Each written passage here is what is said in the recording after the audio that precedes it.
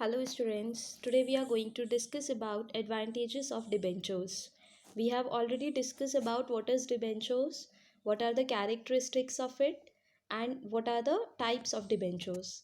Now let us discuss about advantages of debentures from the viewpoint of debenture holders and from the viewpoint of the company.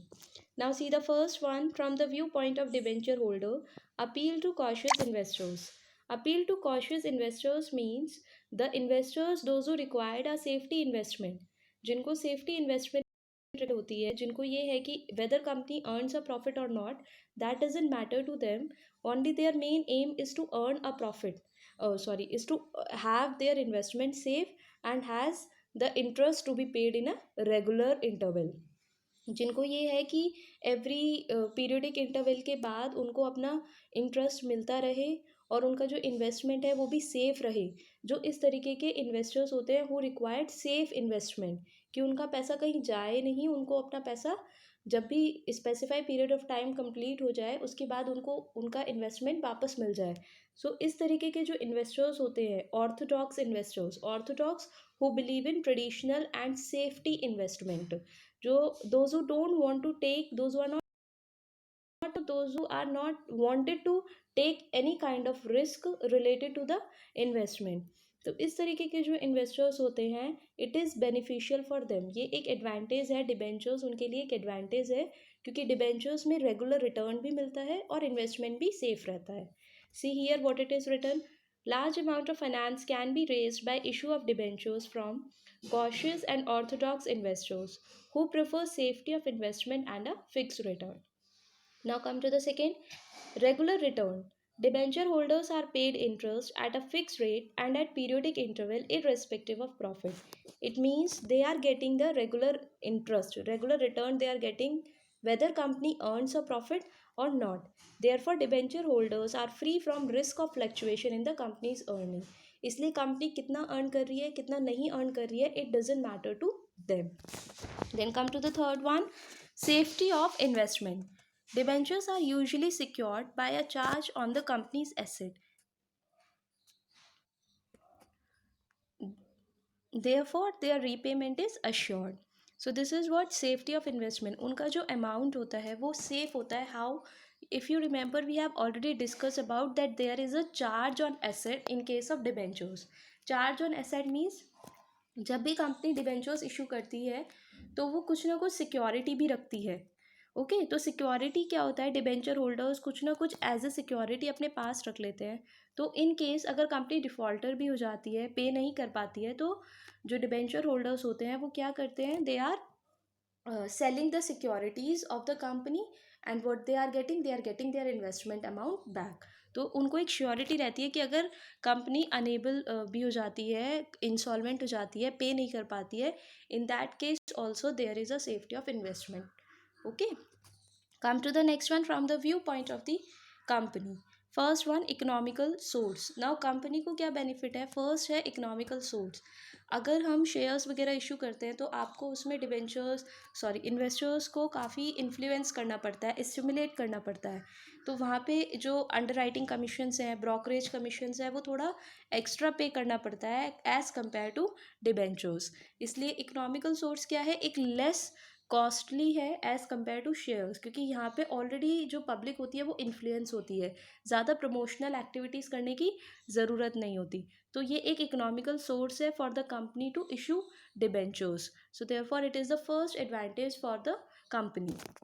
Second is freedom of management. Debenture holders do not have any voting rights. They don't carry any voting rights. They can't interfere in the management of the company. They can't interfere in whatever the decision is taken by the company or by the management. So what is that? It is a freedom of management. Company अपने according अपने business में अपनी company में काम कर सकती है. There will not be any interference regarding related to the debentures. So ये भी एक कंपनी के लिए फ़ायदा है. This is also one of the advantage. Then third is trading on equity. Now here it is return interest on debenture is paid at a fix rate. जो भी interest मिलता है डिबेंचर्स पे, whether company earns more profit और whether company earn less profit, लेकिन जो interest होता है डिबेंचर पे वो फिक्स्ड होता है. After payment of interest The remaining profit are available to shareholders. Suppose company earned 70,000 rupees profit.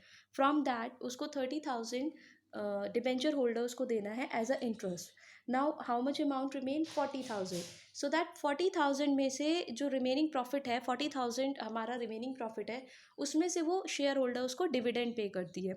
When the earning of the company increase, और जब कंपनी की जो अर्निंग है प्रॉफिट वगैरह इंक्रीज होता है तो rate of dividend equity shares पे इंक्रीज होता है, डिबेंचर्स पे इंक्रीज नहीं होता है. डिबेंचर को फिक्स रेट देते हैं. तो ये जो प्रोसेस होता है that is known as trading on equity. तो ये भी एक बेनिफिट है कि सिर्फ शेयर होल्डर्स को ही ज़्यादा अमाउंट मिलता है, डिबेंचर होल्डर्स को फिक्स्ड रिटर्न मिलता है. तो ये भी एक कंपनी के लिए बेनिफिट है कि कितनी भी कंपनी की अर्निंग्स हो, अगर कंपनी की अर्निंग्स ज़्यादा होती हैं that also it doesn't affect the debentures interest. उनको तो फिक्स रेट ऑफ इंटरेस्ट ही मिलेगा. Then come to the next one, flexibility. A company can repay the fund raised through debentures which does not require the funds anymore. It means if we have studied about the redeemable and irredeemable debentures. Now redeemable debentures क्या होता है कि after a specified period of time company amount repay कर देती है. तो यहाँ पे यही है कि रिडीमेबल डिबेंचर्स के केस में अगर कंपनी को अमाउंट नहीं चाहिए तो कंपनी स्पेसिफाइड पीरियड के बाद उनका अमाउंट, डिबेंचर्स का अमाउंट रीपे कर देती है, वापस कर देती है, उनका इन्वेस्टमेंट वापस कर देती है. तो उससे क्या होता है कि जब भी कंपनी को फंड्स की रिक्वायरमेंट नहीं है, अगर रिडेमेबल डिबेंचर्स हैं तो वो कंपनी डिबेंचर होल्डर्स को उनका इन्वेस्टमेंट वापस कर देती है. उससे जो ओवर कैपिटलाइजेशन होता है बिजनेस में वो नहीं होता है, और जो कंपनी का वर्किंग है, फाइनेंशियल स्ट्रक्चर है, वो भी फ्लेक्सिबल रहता है. अगर एक्सेस हो जाए, if you remember we have studied in finance that there should not be the excess, surplus भी नहीं होना है एंड शॉर्टेज भी नहीं होना है फंड का. तो अगर हम ज़्यादा अमाउंट इन्वेस्ट कराते रहेंगे इन्वेस्टर से, so it will lead to over capitalization, excess, surplus will be there of fund. तो सरप्लस भी नहीं होगा, शॉर्टेज भी नहीं होगा, there will be proper balance if there will be a redeemable debentures. Because redeemable debentures में अगर company को फंड रिक्वायर्ड नहीं है then they can repay the investment back to the debenture holders and it will make their financial structure flexible. Then come to the last point, tax relief. Interest paid on debenture is allowed a deduction while calculating taxable income. It result in saving in income tax liability. It also help in income tax liability. See, once again I am giving the same example. Suppose the company earns 70,000, but from that 30,000 he has to give to the debenture holder as a interest. Interest हमें पे करना है 30,000. तो पहले हम वो 30,000 पे करेंगे, उसके बाद जो रिमेनिंग 40,000 है आउट ऑफ 70,000, उस 40,000 पे हम टैक्स पे करेंगे because that is the real profit earned bye a company. सारी लाइबिलिटीज़ पे करने के बाद, सारा जो हमारा डिबेंचर होल्डर्स का इंटरेस्ट है उसको पे करने के बाद जो रियल प्रॉफिट निकल के आता है that is taxable. So this is also, ये हमारा एक टैक्स को सेव करता है. ओके, बिकॉज अब हम 70,000 पे टैक्स ना देके 40,000 पे टैक्स देंगे. So this is, it leads to the tax relief for the company.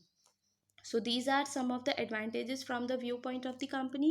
Economical source है, मैनेजमेंट इंटरफेरेंस नहीं है, ट्रेडिंग ऑन इक्विटी होता है कि ज़्यादा अगर अर्निंग होती है कंपनी की तो उनको कोई इफेक्ट नहीं है क्योंकि इंटरेस्ट तो फिक्स्ड रेट पर ही जाता है.